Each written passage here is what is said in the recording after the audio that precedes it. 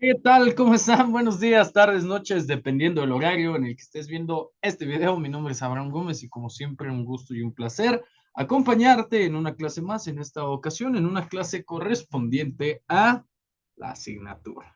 La asignatura de Epistemología de la Educación, una asignatura bastante interesante y mucho que ver hoy, mucho que ver, mucho que leer. Afortunadamente, algunos compañeros se han dado a la tarea de hacer un compilado de bastante información. Vamos a iniciar el día con el objeto, el método y la estructura del conocimiento. Y obviamente para esto, pues hay que leer la teoría del conocimiento. Obviamente, dirían por ahí, he tenido que subirme a hombros de gigantes para poder ver más lejos. Yo te recomiendo que agendes el date, agendes la cita. Si eres de la Ciudad de México, visites la Biblioteca Vasconcelos. Yo sé que ahorita tiene ahí algunos temillas, pero si te es posible, pues sí, visítala, ¿no? Ahí vas a encontrar bastante información en la parte de filosofía, específicamente en epistemología. Y ahí hay unos grandes clásicos. Y para los que no puedan ir, tranquilos, tenemos tela de dónde cortar, ¿ok? Si es que vamos a darle, mira, te voy a presentar este artículo muy interesante. Déjame, vamos para acá, porque primero lo primero, no tiene autor, pero es muy interesante. En epistemología hablamos del objeto. Vamos a definir primero al objeto, ¿no? ¿Qué podemos entender por objeto? ¿Qué es un objeto? Dame un segundín. Un objeto. Sabemos que desde los primeros años de vida del ser humano, existe un gran debate empírico, teórico, conceptual acerca de la realidad, sobre el ser, sobre el conocimiento, sobre temas que resultan relevantes para la raza humana, ¿no? Eh, Posteriormente, la evolución nos ha ido alcanzando y hemos desarrollado formas para reproducir, para transmitir, para heredar información de una generación a otra. ¿Ok? Eso pues es algo que vamos a seguir teniendo como especie y como raza. Eh, se ha, pues se ha transmitido tanto, perdóname, se ha transmitido tanto, es que no me quiero equivocar con las palabras. Se ha transmitido tanto de generación en generación que hemos ido preservando ciertos conocimientos, ciertos saberes y cierto tipo de información que nos permite validar o que nos permite refutar algunas aseveraciones, ¿no? Algunas hipótesis. Michel Foucault decía que para nuestro pensamiento, lo conocido que está en el mismo, lo conocido es lo que está en el mismo espacio y tiempo que nosotros a veces incluimos o excluimos eh, de nuestros pensamientos que no nos son familiares. Hablamos del objeto, voy a bajar un poquito. Hablamos del objeto como lo que una disciplina recorta o construye como objeto de conocimiento. Podemos hablar de esto como objeto, ¿no? Unas tijeras y una forma de conocer, pero el objeto de la epistemología es el conocimiento. Anótale ahí, pregunta de examen. El objeto de la epistemología, realmente el objeto de estudio de la epistemología es el conocimiento. ¿Ok? Después entendemos por método, este, una manera o un instrumento o una forma para lograr un conocimiento científico, que ya hablamos en la clase pasada, ¿no? Es decir, un camino predeterminado para alcanzar algún fin. Tiene reglas para que el resultado sea científicamente válido. ¿Cuáles son esas reglas? Anótale. Según Descartes, o de acuerdo con Descartes, el método es el verdadero conocimiento que se encontraría por medio de la observación. Ya platicábamos hace unas clases la importancia de la observación para la adquisición de información. Nadie, pero absolutamente nadie tomará lo falso por lo verdadero, bajo previa evidencia. Existen cuatro reglas: no aceptar como verdad algo si no hay evidencias suficientes, dividir las dificultades para resolverlas, y esto es, dejen de ver ya estos youtubers, pónganse a leer filosofía, ordenar los conocimientos de los más simples a los más complejos, y enumerar todo para no omitir algo. Y de esta manera podemos encontrar poco de verdad. Vamos a ver este pequeño video y lo comentamos, Bienvenidos ¿va? nuevamente a nuestros videos de filosofía. En este caso vamos a seguir con el estudio de la filosofía de Immanuel Kant, como lo habíamos hecho en el video anterior. Y en ese video anterior vimos cómo Kant invertía los papeles presentándonos su teoría del conocimiento. Es decir, él nos decía que a partir de ahora era la mente, es decir, el sujeto, el que construye la realidad. Construye la realidad.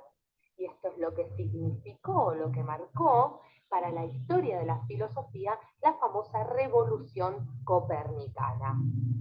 Pero vamos a centrarnos ahora sí en lo que es el esquema del conocimiento, su teoría del conocimiento, la cual va a ser presentada en una de sus principales obras, o si se quiere su obra principal, que es la crítica de la razón pura.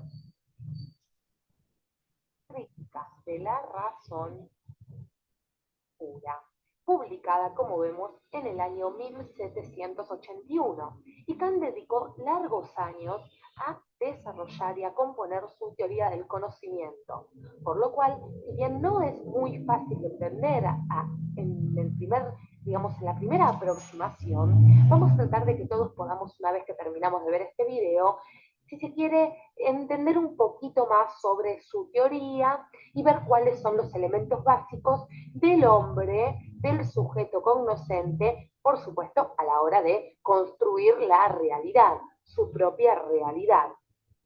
Entonces, en la crítica de la razón pura, él nos va a presentar todo su esquema del conocimiento, que nosotros hemos graficado de la siguiente manera, para que ustedes tengan una idea general. Vamos a ver. Primero, Kant afirma que nuestros conocimientos emanan de dos fuentes principales, es decir, de la capacidad de recibir, de las que tenemos nosotros los hombres, de recibir impresiones sensibles, así como también de la facultad de nuestro entendimiento de conocer ese objeto por medio de las impresiones sensibles. Conocer por medio de estas.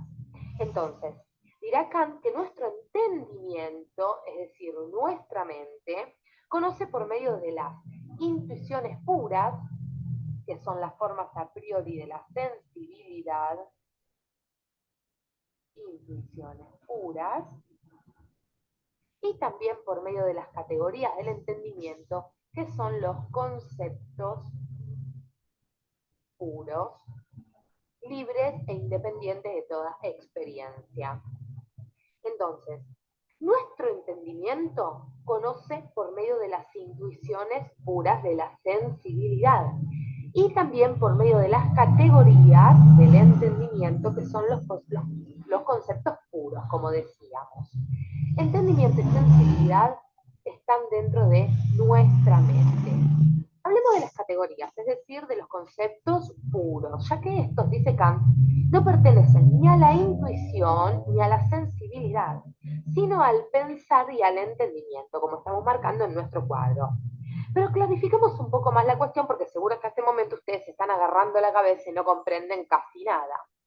Mi entendimiento, dice Kant, y ahora vayamos aquí, recibe un caos de sensaciones del afuera. Es decir, las impresiones sensibles,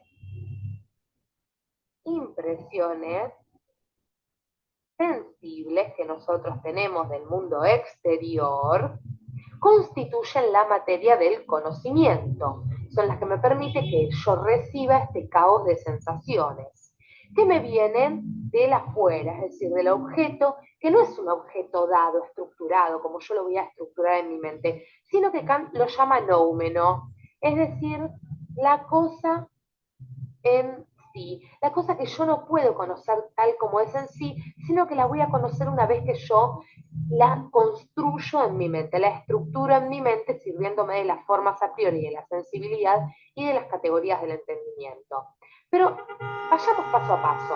Primero decíamos que mi entendimiento recibe un caos de sensaciones. Entonces, primero, las impresiones sensibles constituyen la materia de nuestro conocimiento. Como vemos en el cuadro, estas sensaciones irrumpen en nuestro intelecto, como estamos viendo con nuestras flechitas en color rosa, de forma caótica desde el mundo exterior. Se meten en mi mente. Y luego va a ser el sujeto, es decir, nuestra mente, quien las va a ordenar en un espacio y en un tiempo determinado, sirviéndose de las formas a priori de la sensibilidad, que son las intuiciones puras del espacio y del tiempo. Y construyo así el fenómeno, aquello que se me da. Entonces, recordemos que el noumeno era la cosa en sí, que permanecía incognoscible mediante el espacio y el tiempo. Yo estructuro el noumeno, aquellos caos de sensaciones que se me vienen de afuera, y construyo el fenómeno, la cosa que se me manifiesta.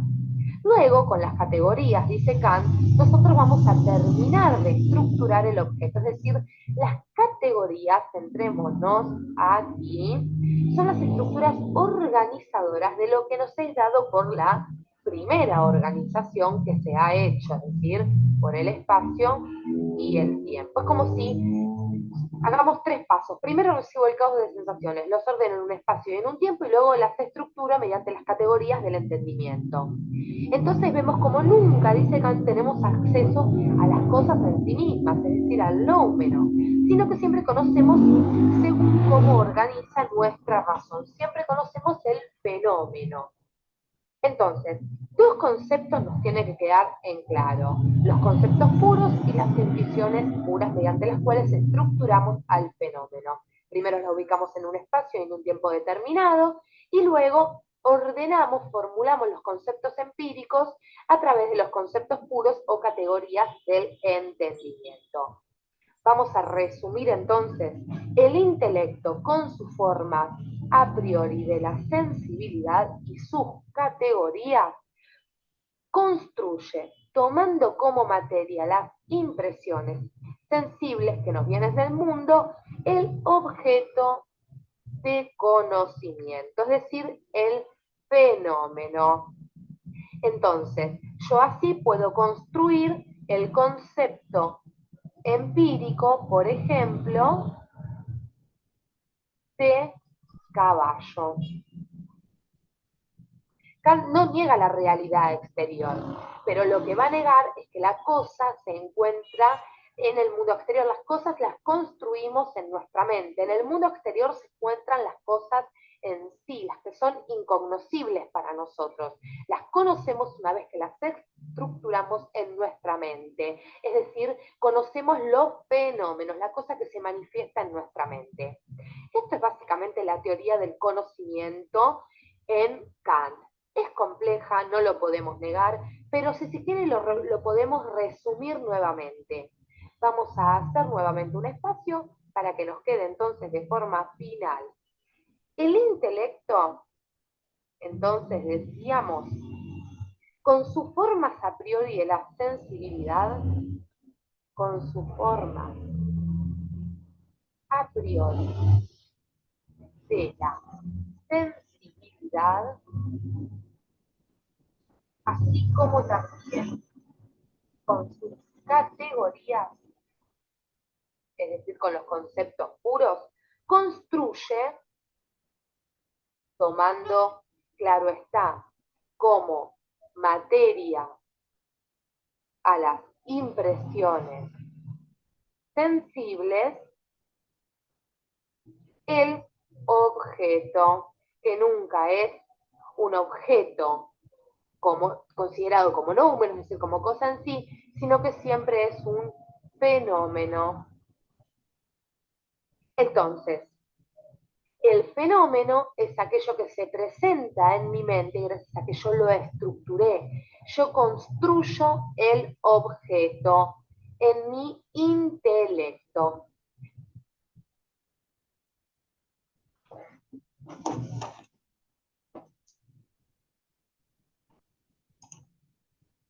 Ok, ahora, una disculpilla, estaba un poquito. Ahora, vamos a repetir esto que veíamos. No aceptar como verdadero algo si no hay evidencias suficientes. ¿Por qué? Porque estamos hablando que el saber por saber, la pura experiencia, pues no conlleva así nada más a que el conocimiento pueda ser válido. Esa es la realidad. Pero también sabemos que para que el conocimiento pueda ser válido debe de estar sometido al, no al juicio, sino a la valoración científica. ¿Cómo se construye el conocimiento? Anótale. Y anótale porque esto va a venir en el examen.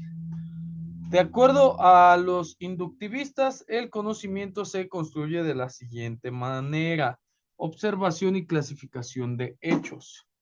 Se inducen hipótesis, se experimenta, se verifica o se niega. De acuerdo al método deductivo, parten de una teoría existente, inducen hipótesis, se experimenta, se verifica y se niega. Y si te das cuenta, el paso 2, el paso 3 y el paso 4 son los mismos en el momento de construir el conocimiento, tanto en el método inductivo como en el método deductivo. ¿A qué se debe? A cómo entra la información y cómo la apropio. ¿Ok? De acuerdo al falsacionismo, perdón, de Popper, pues ahí no hay hipótesis verdaderas, sino hipótesis que se deben de corroborar. ¿Ok? De acuerdo al método hipotético deductivo, se aplican la lógica con lo observable, se enfrentan problemas, se proponen hipótesis, se abandonan una hipótesis antes de una refutación o se mantienen para ser corroboradas, y pues ahí vamos determinando, ¿no? Cuando no existe método, como Feyerabend, el objeto es opuesto al sujeto, conocimiento es la relación entre el sujeto y el objeto, es decir, la conciencia que tengo sobre el fenómeno y el objeto. Ok, ahora, ¿cómo se estructura el conocimiento? Quiero que pongan muchísima atención. El conocimiento objetivo, híjole, es que aquí probablemente nos va, si ya viste el video completo o si ya lo viste por segunda porque ya les ha pasado, por segunda o por tercera ocasión, si ya llevas bastantito viéndolo, te vas a dar cuenta de dos cosas. Una, entonces, ¿qué es verdad? Perdón. O dos, ¿qué es lo real? ¿Cómo asimilo un conocimiento como verdadero, como real? Bueno, pues en cuanto a la estructura de conocimiento, el conocimiento objetivo es algo paradójico, ¿ok?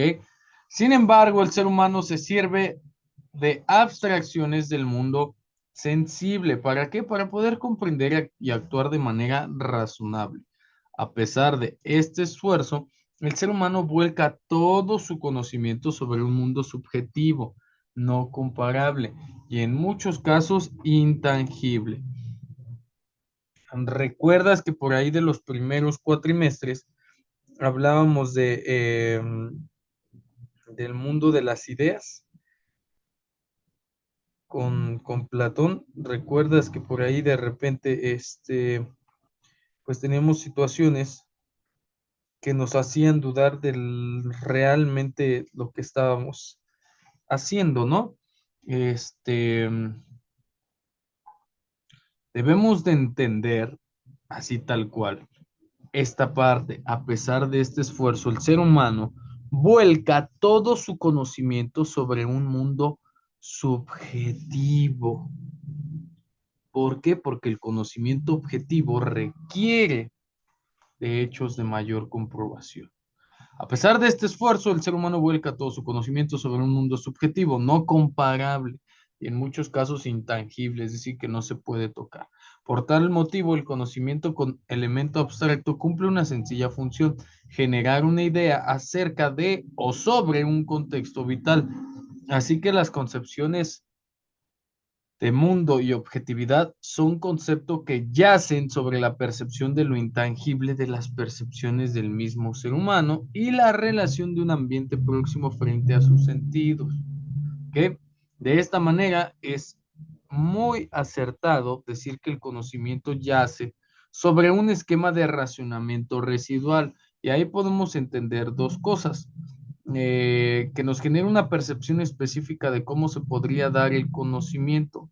Eso pues es sí o sí una especie de módulo, una especie de módulo objetual sobre el cual podría empezar a construir un abstracto de elementos teóricos e inmateriales donde se tendría mayor argumento que la fe de creer en algo. Es decir, si tú observas la imagen de abajo, parte de lo subjetivo, pero esta subjetividad cada vez se va haciendo más comprobable, va pasando de lo intangible a lo tangible, ¿ok? Especie de módulo objetal sobre el cual podría empezar a construir un abstracto de elementos teóricos e inmateriales, sobre el cual se tendría un mayor argumento de la fe de creer en algo, aunque parezca algo arbitrario, como así lo es, no de interés, bueno, pues sí, no, realmente no es el interés eliminar la fuerza de una postura crítica y de criterio personal. Al contrario, es sustentar la idea de manera esquemática, que empate o que entre dentro de los esquemas, literalmente, de la actitud crítica frente al conocimiento. Y crítica, pues no tiene nada que ver con la criticonería, sino con esta actitud que nos permite debatir, rebatir o fundamentar el conocimiento. Platicábamos que la ciencia y el conocimiento son pues regalos, por decirlos de alguna manera, ciencias, regalos o disciplinas, como lo quieras ver, que se alimentan a sí mismos, ¿no? Entonces, frente a esta actitud crítica, el conocimiento no pierde. Es más que un acto de fe frente a un ambiente controlado. Es básicamente darle estructura a la información, estructura al conocimiento. Dame un segundito. En todo tipo de conocimiento, anótale, podemos distinguir los siguientes elementos. El sujeto que conoce, eso anótalo. El objeto conocido, la operación misma de conocer y el resultado obtenido, que es la información recabada acerca del objeto. El conocimiento es la relación que se establece entre un sujeto y un objeto. En esta relación, el sujeto capta propiedades y características del objeto y construye una imagen o representación. Ejemplo, vámonos a algo más primitivo para que sea más fácil de entender. En la nada está esto, ya sabemos que es una tarjeta de sonido. En la nada está esto y estoy yo. Yo soy el sujeto de conocimiento, es decir, el sujeto que va a conocer. Y la tarjeta de sonido es el objeto de conocimiento. Y ahí vamos a tener pues estos elementos básicos, ¿no? Lo que hablábamos, la operación misma de conocer, que yo me pueda acercar a ver qué es el objeto de conocimiento, sus formas, sus colores, a qué huele, a qué sabe, cómo se utiliza, para qué sirve, de qué otras formas lo puedo utilizar, etcétera, etcétera, etcétera, y el resultado obtenido, ¿no? Qué nombre le doy, qué le asigno para que alguna función, algún rol.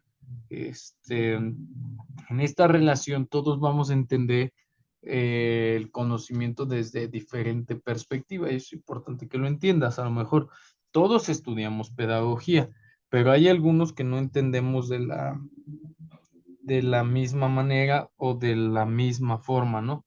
Entonces, pues sí vamos por ahí a entender que esta relación, en todo tipo, ¿ok?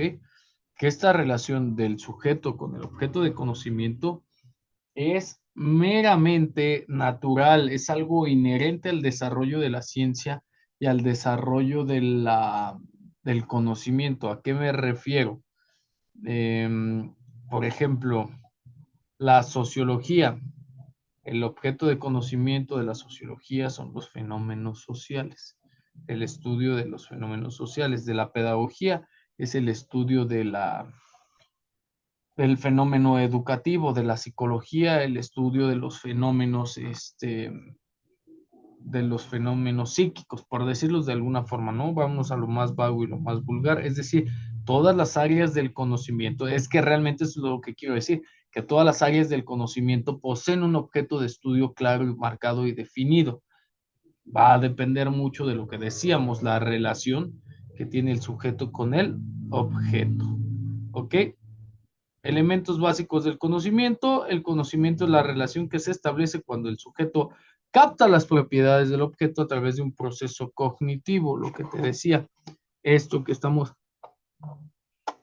conociendo y viendo, ¿no?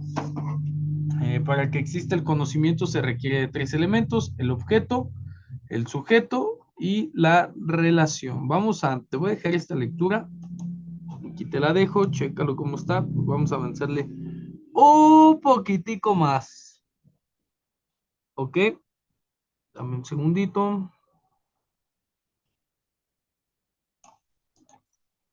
Ok, el objeto, el método y estructura del conocimiento, vele anotando, examen, se refieren a los componentes esenciales del acto de conocer. Eso anótale ahí. El objeto, el método y la estructura son componentes esenciales del acto de conocer. El objeto es aquello que se conoce, que puede ser un hecho, una idea o un ser, o literalmente un objeto, ser vivo o ser no vivo. El sujeto es quien conoce, usa sus facultades mentales a través de operaciones cognitivas en el proceso de captar. Y el objeto, la representación, es la imagen mental que resulta formando una estructura con estos elementos interrelacionados, siendo la ciencia un conocimiento estructurado y metódico que busca la objetividad y sistematicidad para explicar la realidad. Método del conocimiento. ¿Cuáles son los métodos de conocimiento? Pues todas las técnicas y procedimientos que el sujeto utiliza para acceder y comprender el objeto de forma rigurosa. Acuérdate, el objeto no es este como tal, sí es la relación sujeto del sujeto de estudio.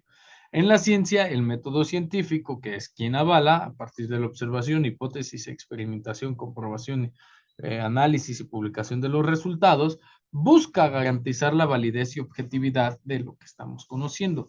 En general, incluye la razón, la percepción, la memoria, el lenguaje y la intuición, cualquiera de los métodos de conocimiento que así se desee. Estructura del conocimiento, anótale porque es pregunta de examen, ya lo vimos, pero nada más estamos resumiendo. Sujeto cognoscente, la persona o entidad que conoce. Objeto de conocimiento, lo que es conocido. Operación cognoscitiva, el acto o proceso mental de conocer, algo instantáneo, algo que se va dando de acuerdo a cómo va sucediendo. Y el pensamiento y la representación, es decir, la imagen o huella mental duradera que el sujeto crea del objeto y que es lo que yo te decía, que se va reproduciendo de generación en generación. Ahora, ¿cuál es el conocimiento científico? Conocimiento que se basa en la observación sistemática y el uso riguroso del método científico. Su estructura incluye leyes, patrones, teorías, algo sistemático, algo observado y comprobado. Busca ser objetivo, coherente, verificable para explicar la realidad de manera precisa. ¿Cuál es el objeto de la epistemología o cuál es el objeto de la filosofía del conocimiento? Lo que ya decíamos, el conocimiento en sí mismo, ¿ok? La relación del sujeto y el objeto. Si yo te pregunto cuál es el objeto de estudio de la epistemología o de la filosofía del conocimiento, el conocimiento en sí mismo y la relación del sujeto y el objeto. Es pregunta de examen, ¿eh? Sus causas últimas, ya de manera general, sus causas últimas, causas profundas de la realidad y la existencia de los seres, yendo más allá de lo fenoménico para entender el ser específico y particular. Y por supuesto la verdad, ya que si investiga el conocimiento, también investiga la verdad, cómo se alcanza y si es posible conocerla de manera absoluta. Tenemos métodos de la filosofía del conocimiento para entender el mismo conocimiento, la verdad y la relación del sujeto y el objeto. Estúdialos porque van a venir en el examen. El racionalismo. ¿Qué hace el racionalismo? Prioriza la razón, el intelecto para alcanzar las verdades universales. A menudo estas son independientes de la experiencia. El empirismo sostiene que el conocimiento proviene fundamentalmente de la experiencia sensorial y la observación. René Descartes aporta el método de la duda metódica, cuestionar todo para encontrar un conocimiento indudable. Una de las frases que hace alusión a este tipo de conocimiento es pienso, luego existo. La fenomenología, que busca describir las estructuras de la experiencia tal como se presentan a la conciencia, sin presuposiciones. La dialéctica, que analiza las contradicciones y oposiciones para generar nuevas ideas. El análisis conceptual, que descompone conceptos complejos para entender sus componentes y relaciones lógicas. La abstracción y conceptuación, proceso mental de separar características esenciales para formar conceptos universales. Y aquí te voy a decir una cosa. No necesitas, bueno, sí y no, pero te voy a explicar. No necesitas estudiar qué es el racionalismo para entender el objeto o ser un sujeto del conocimiento. No necesitas ser empirista para saber de la experiencia sensorial y la observación. Cada uno de nosotros tenemos cierta afinidad o cierta facilidad a conocer, a entender, a saber y a comprobar de acuerdo a nuestras características físicas. Sabemos quiénes solo utilizamos una de estas formas, ya vemos quiénes utilizamos más, sabemos quiénes no utilizamos ninguna, pero decir ninguna es decir que no sabemos y decir que no sabemos es ir en contra de la verdad. ¿Ok? Entonces hay que ser muy claro en ello. Dentro de un salón de clases, dentro de un aula o dentro de un proceso educativo, al estudiar el objeto del conocimiento, también es una realidad que el ser humano es hecho sujeto y objeto del conocimiento. Llegamos a la parte donde la construcción social del conocimiento nos afecta de manera positiva. ¿A qué me refiero?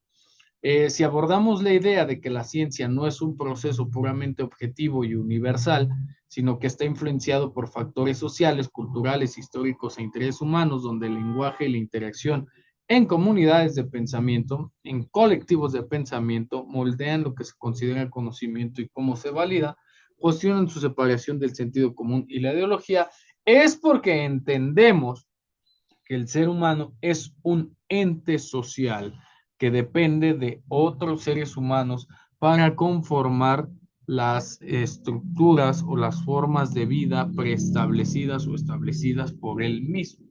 Hablamos que la construcción social del conocimiento científico tiene que ver con la interacción y el lenguaje y esta capacidad que tenemos los seres humanos de comunicarnos saberes o información, como te decía al principio, a través de rutas establecidas, por decirlo de alguna manera.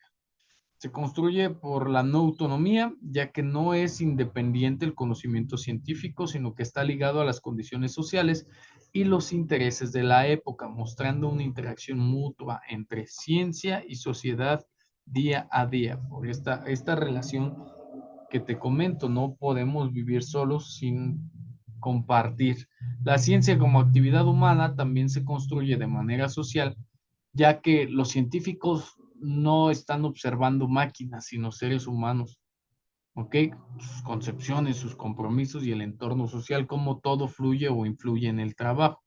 En cuanto al conocimiento relativo para una construcción social, podemos decir que no es absoluto, sino que es producto de su contexto social, de su cultura y de sus especificidades.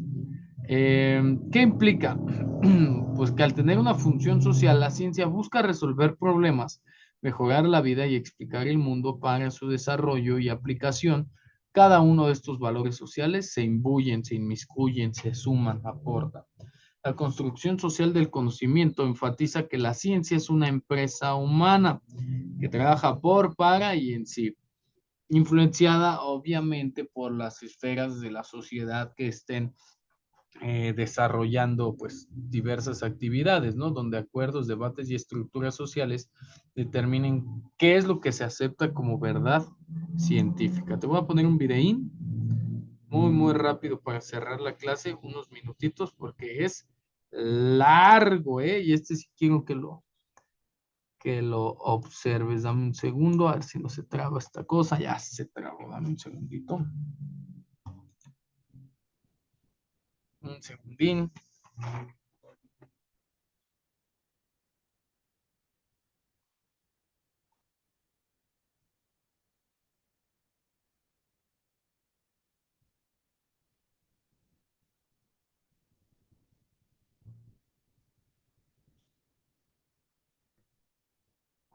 Que ya casi, ya casi, ya casi.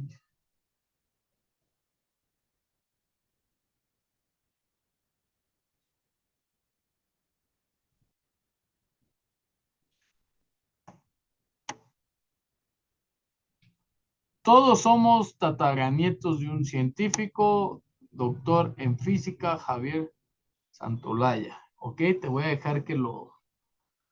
Te voy a dar los primeros minutos, 2, 3 minutos, para que revises la información completa. Ok, dame un segundito.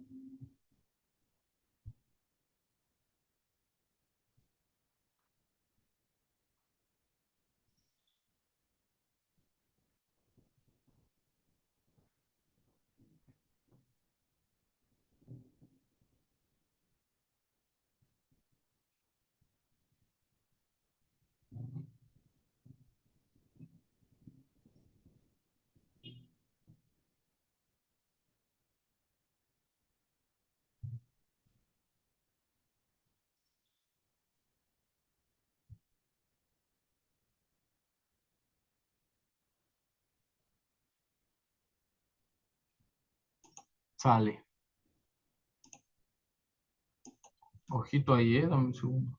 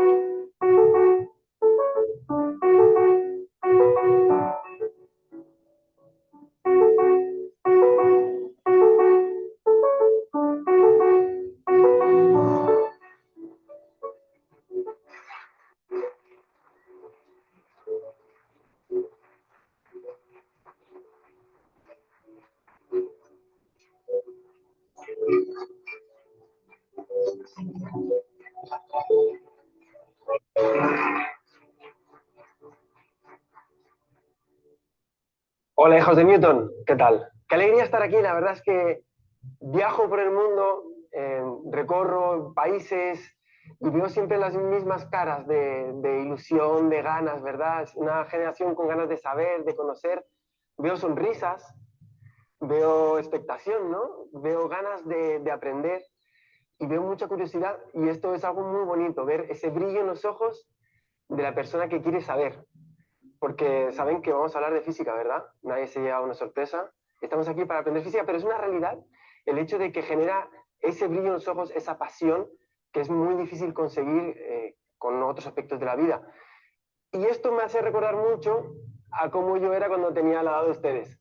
Yo diría que nací con 22 años en la física, porque antes de los 22 años era un joven sin ningún interés por la vida, no tenía ninguna curiosidad en particular por nada, realmente no tenía ese brillo del que estoy hablando. Ahora sí veo Javieres en todos ustedes, pero en ese momento de mi vida yo no lo encontraba. Y fue un día, con 22 años, que yo abrí un libro de Stephen Hawking, Historia del Tiempo. Y al leerlo, oí hablar de cosas como los agujeros negros, los agujeros de gusano, la relatividad, la cuántica, la expansión del universo, la antimateria, los quarks, cosas que no había oído yo en mi vida. Y leer esto a mí me generó mucha curiosidad, pero me generó una cosa muy interesante, y es que me di cuenta de que la física que yo había estudiado en el colegio era una física dedicada a resolver problemas. Pero la física de verdad es una física dedicada a resolver misterios. a aprender sobre el universo, a responder las preguntas más inquietantes sobre quiénes somos, de dónde venimos, qué somos, a dónde vamos. Es una física dedicada a resolver un misterio, a resolver enigmas. Y esto fue una cosa que a mí me volvió loco, darme cuenta de que realmente la física consiste en entender mejor quiénes somos, de qué estamos hechos, qué sentido tiene todo esto. De modo que yo cuando vi este sentido de la física, dije que yo realmente quería ser físico. En ese momento yo estaba estudiando una ingeniería sin ninguna pasión particular y se abrió para mí un mundo nuevo, el universo de entender que un físico es capaz de desentrañar, de resolver misterios sobre el cosmos. Y esto es muy interesante porque yo en ese momento me dije, esto es lo que yo quiero ser. A mí me gustaría algún día sentir que en mi vida he estado trabajando en resolver un misterio, que he estado aportando algo para el mundo, que estoy haciendo algo que... Te vamos a dejar con la duda, así la puedes buscar. Todos somos tataranietos de un científico para que entiendas cómo la relación conceptual de los fenómenos de la realidad, es la palabra correcta, pues son distintos y variados, ¿no? Como a lo mejor una cosa es filosofar, pero otra cosa totalmente diferente es comprobar la realidad. Y de esta manera, pues podemos entender muchísimas, pero muchísimas cosas. ¿Ok? Entonces, vamos a darle de lleno al tema. Bienvenido a la clase 2. Ahora sí, ahí tenemos un alguito pendiente y vamos a hablar un poco de esto que nos encanta, ¿no? Que es, hablábamos un poco que las percepciones, hablamos un poco que las percepciones, o más que las percepciones, que las formas de entender, debatir o refutar el conocimiento, pues son distintas y variadas, ¿no? Hablamos del conocimiento como algo natural. A lo mejor en ciertas áreas sociales se habla del conocimiento como un concepto técnico que alude a información, saberes, almacenamiento de información, evocación, etcétera, etcétera, ¿no? Pero para hablar del conocimiento hay que ver, además de ver, perdón, cómo se construye este mismo, pues tenemos que ser claros y objetivos sobre lo que es. Y con eso vamos a iniciar la clase del día de hoy.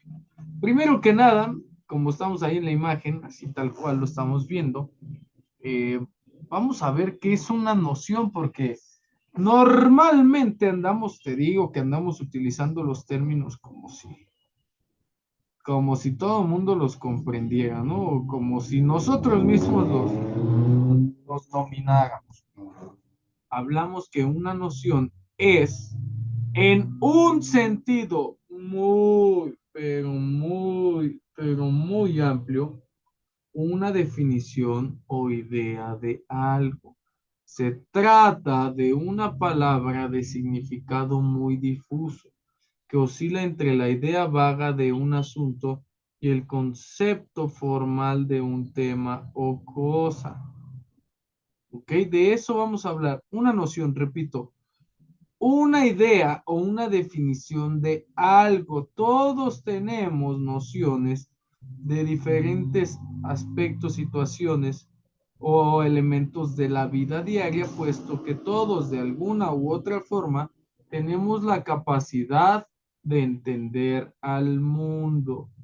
Tengamos o no los mismos sentidos desarrollados, incluso hay quienes tienen uno, dos, tres, es decir, los sentidos limitados, incompletos, y entienden el mundo de una mejor forma. Obviamente también hay los casos que pudieran ser encasillados en términos de regularidad, que al no tener un sentido presentan una carencia en el entendimiento de la información, pero digo, como dicen por ahí, fíjate nomás lo que voy a decir en esta materia, de todo hay en la vida, en la viña del Señor. ¿Ok? Una noción se trata de un significado muy difuso que que oscila entre la idea vaga de un asunto y el concepto formal de un tema o una cosa. Porque, por ejemplo, nociones básicas del derecho podemos tener todos, ¿ok? Pero no todas las nociones pueden ser del mismo nivel epistemológico, del mismo nivel de conocimiento. La palabra noción proviene del vocablo latino notio o notionis, traducible al día de hoy como conocimiento o idea, ya que deriva del verbo nocere, que quiere decir conocer. El mexicano es muy de nociones y el mexicano es muy de tener ideas de qué, cómo o cuándo realizar las cosas. ¿Ok? Normalmente en México siempre tenemos una idea. Nociones fundamentales de la crítica. Anótale ahí, ¿qué es un fundamento? Ya vimos que una noción es un conocimiento, una idea, un concepto, ¿no? Un fundamento es la base, anótale, es la base, principio, razón o apoyo sobre el que se asienta algo. Ya sea una idea, una noción, puede ser también un edificio, una teoría, una persona, por eso te pongo ahí abajito, ¿no?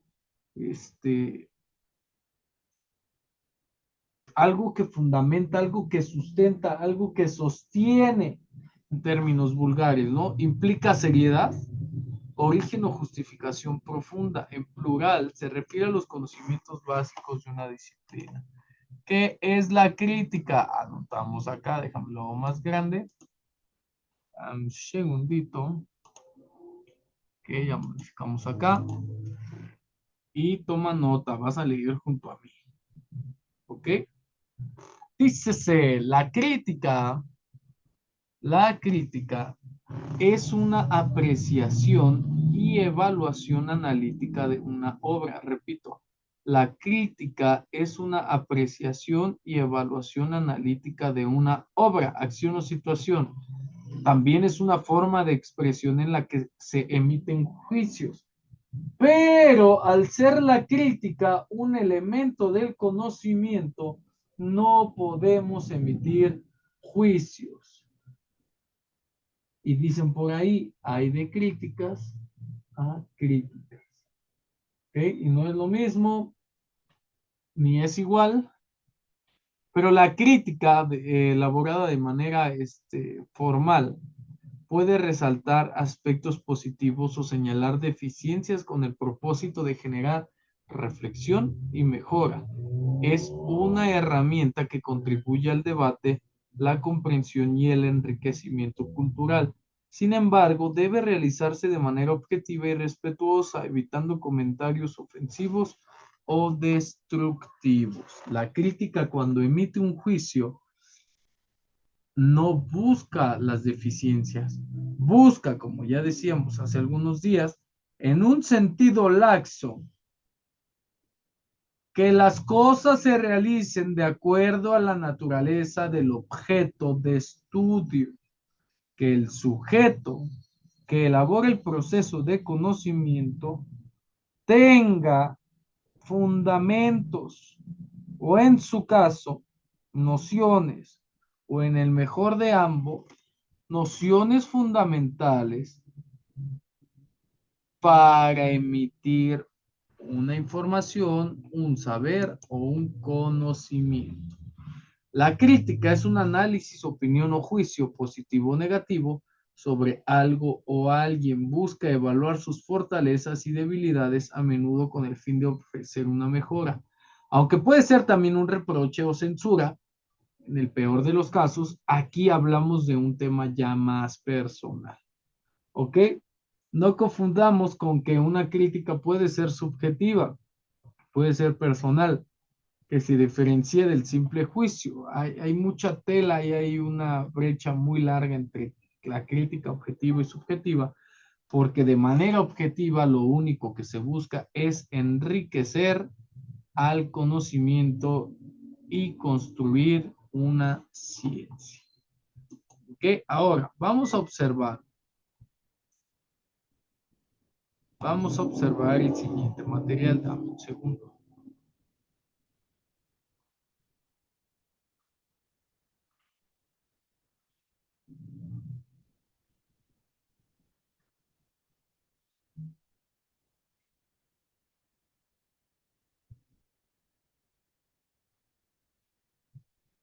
Un segundito, déjame quitar este.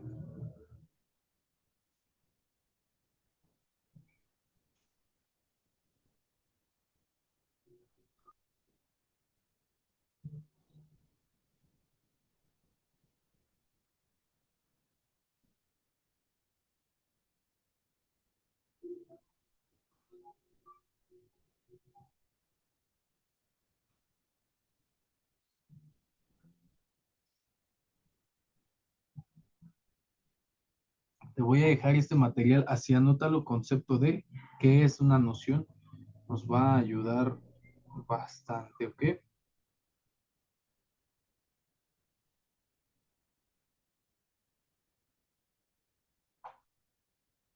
Y ahora vamos de este lado.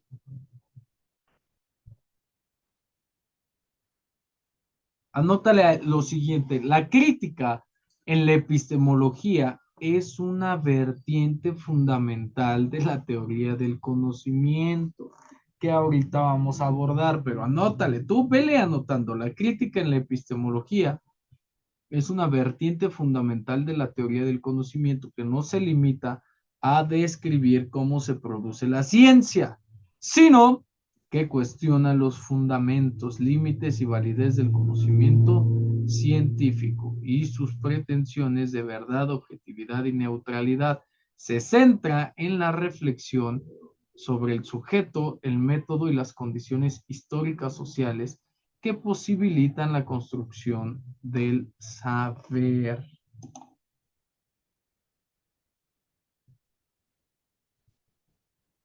Un segundito.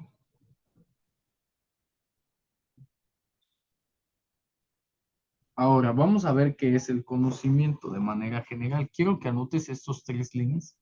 Híjole, es que esto tarda mucho últimamente. Dame un segundo.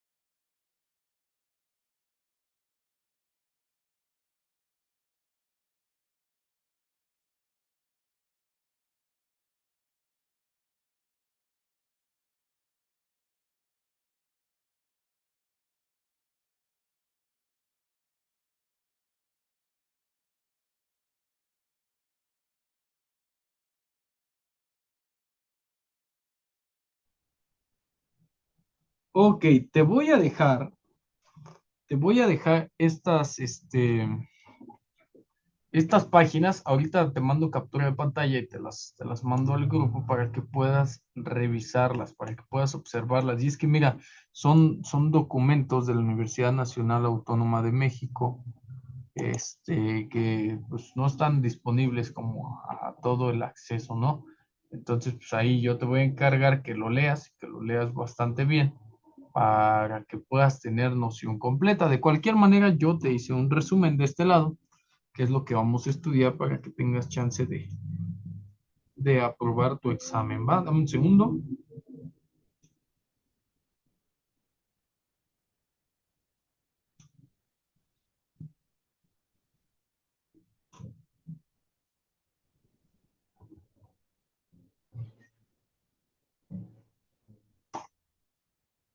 Un segundín.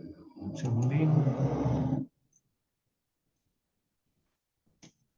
Mientras esta cosa decide destrabarse, nosotros nos vamos a ir a la siguiente diapositiva. Cuando hablamos de la siguiente diapositiva, pues también tenemos que hablar del conocimiento como tal. Ya platicábamos la clase anterior que el conocimiento pues tiene métodos, ¿no? Tiene estructuras, tiene una forma de ser, tiene una vida. Últimamente esto es tema personal, ¿eh? Este,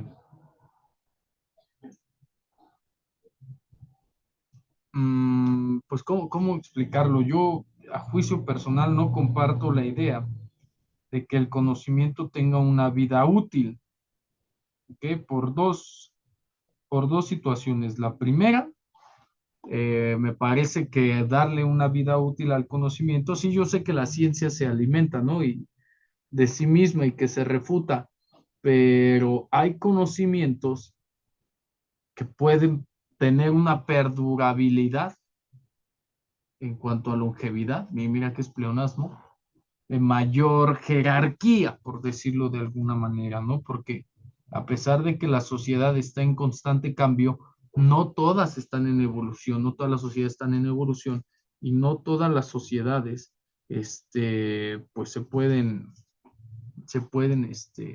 pues, ¿cómo decirlo? Dar el lujo de perpetuar los conocimientos, eso me queda claro, pero también no todas las sociedades se pueden dar el lujo de desechar los conocimientos, porque el conocimiento que no se comparte no sirve.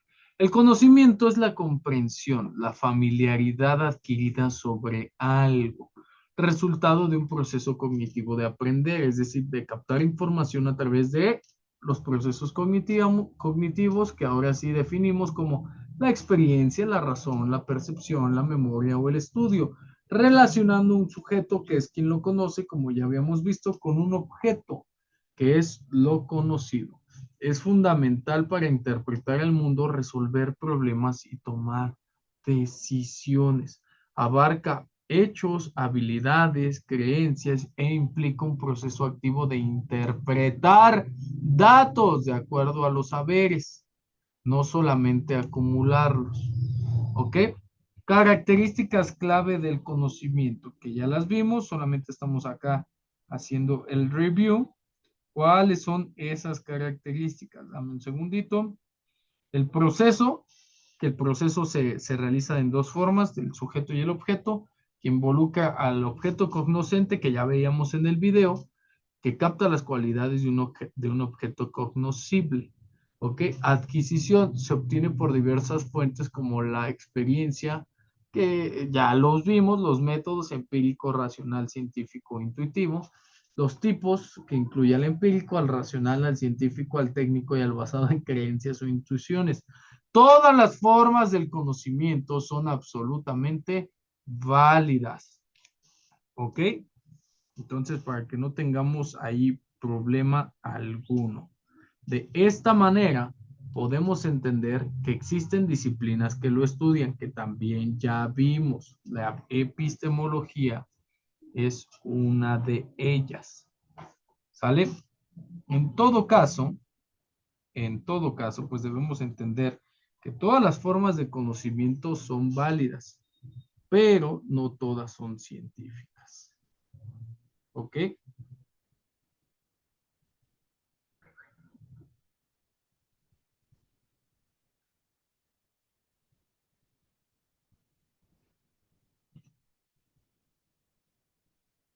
Ahora, vámonos a esta parte. Dame un segundo. Disciplinas que estudian pueden ser la epistemología, que es la que nosotros estamos estudiando, o también puede ser la noceología, también llamada teoría del conocimiento, que aborda las cuestiones fundamentales sobre el conocimiento humano. Dame un segundo, voy a poner un video.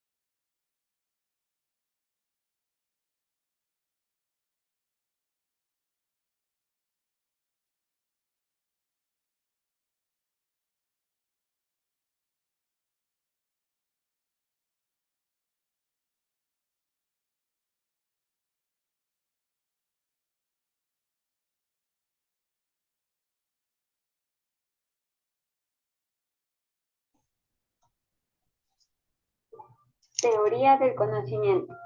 El problema del conocimiento surgió a partir de la revolución científica del siglo XVI. En esta revolución se demostró que la teoría geocéntrica era falsa. Había que hacer un planteamiento serio de las posibilidades del conocimiento humano para conocer la verdad.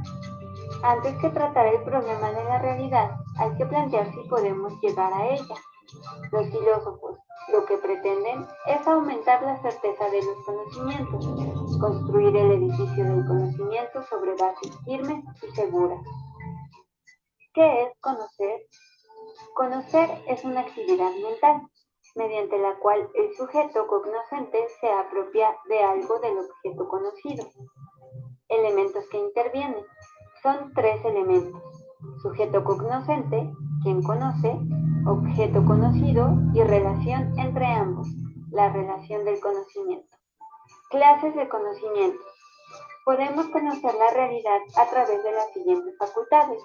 Los sentidos corporales, que captan las apariencias, da lugar al conocimiento sensitivo. La imaginación y la memoria dan lugar a la inteligencia. La inteligencia conoce la verdad de las cosas.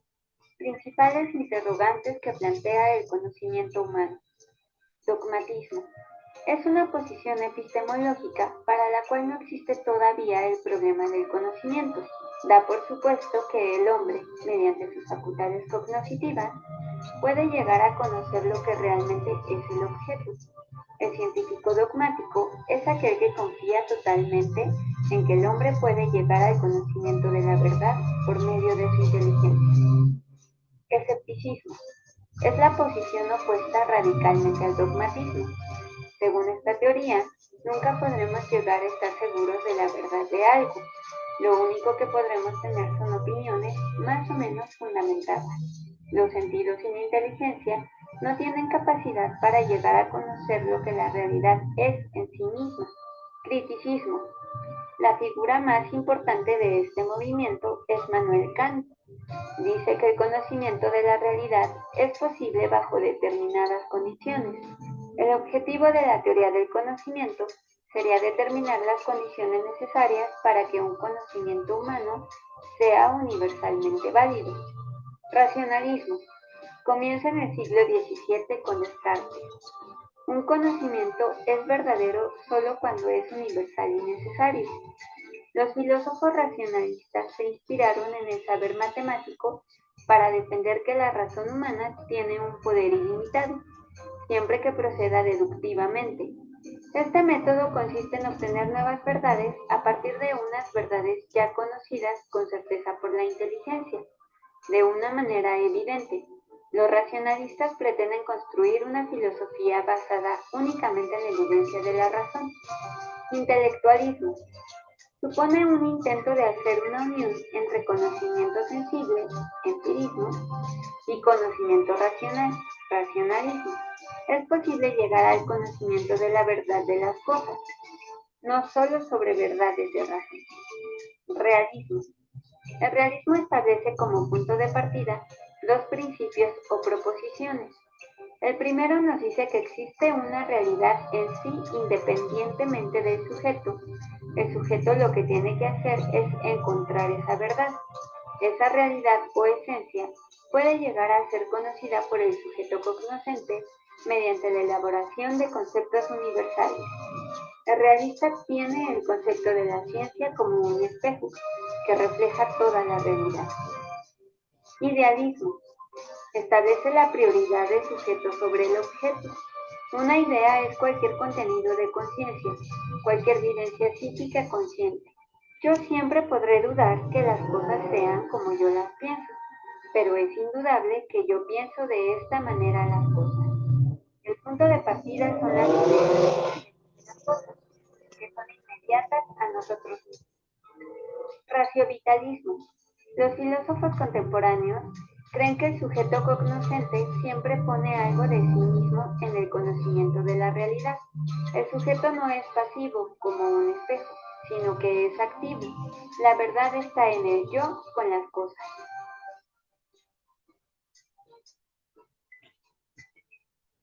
Y aquí le vamos a parar el día de hoy. Yo espero que también haya sido un gusto y un placer hablar del conocimiento. Vamos a adquirir conocimiento, vamos a seguir leyendo y yo te invito a que no te pierdas las próximas clases. Ya se metió un video, pero nos vemos la siguiente clase. Yo te mando un abrazote, ya sabes que estamos aquí pendientes. Bye.